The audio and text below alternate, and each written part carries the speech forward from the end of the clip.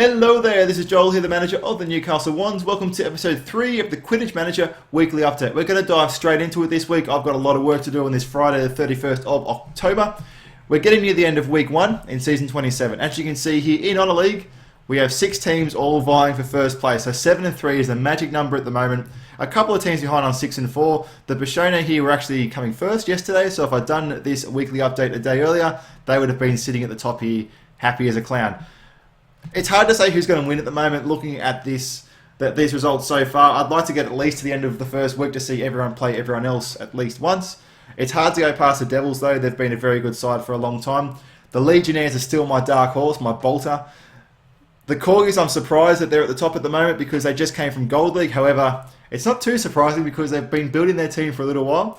Of course, the Phoenixes and the Catchers had the epic finale, the epic 1 versus 2 last season as well. So it's not too surprising to see these 6 teams at the top, but there's no way to know which one's going to come out on top after 2 weeks or 4 weeks. There's just no way to pick it at the moment. It could be anyone, probably except for the guys down the bottom who are 0 and 10. Now, I don't want to make a special mention of them, but the Highlanders and Dementors are still doing friendly, so I imagine at the moment they're just rebuilding.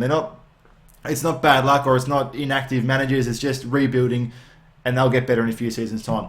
We'll have a quick look at Gold League here because there's been a bit of chat in the Quidditch Manager chat about how good the Ashwinders are and about how worried a few of our managers are that these guys here are doing so well. Now, I was told they were undefeatable, but clearly they've lost at least one match. They had a good game against the Dursleys, which went down to snitch capture as well.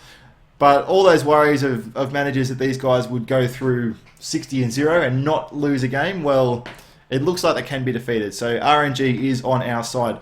Wouldn't be surprised though to see them in the Honour League next season and doing well. And of course, next season is season 28, which is the World Cup season as well. So we might see them high up in the World Cup too. I need to make a special mention to the Gillingham Giants. We were discussing this in chat.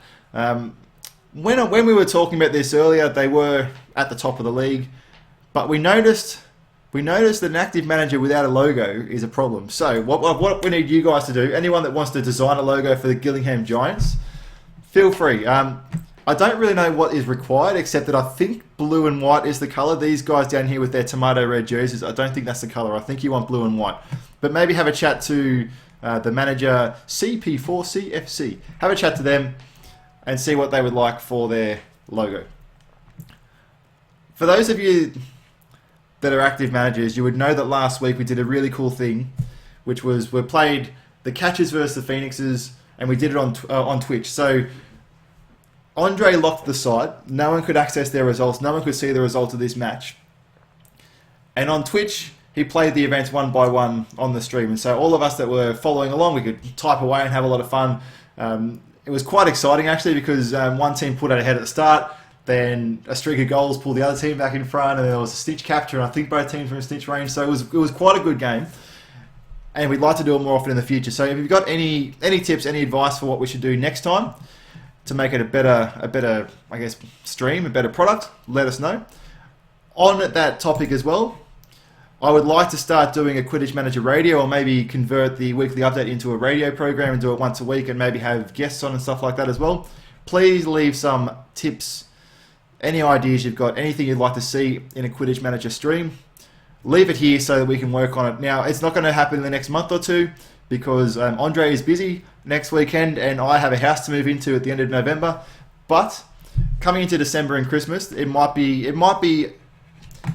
possible for us to do this Quidditch Manager Radio and maybe commit to it once every week or fortnight. We're going to leave it at that for this episode of Quidditch Manager Weekly Update, and until next time, hooroo!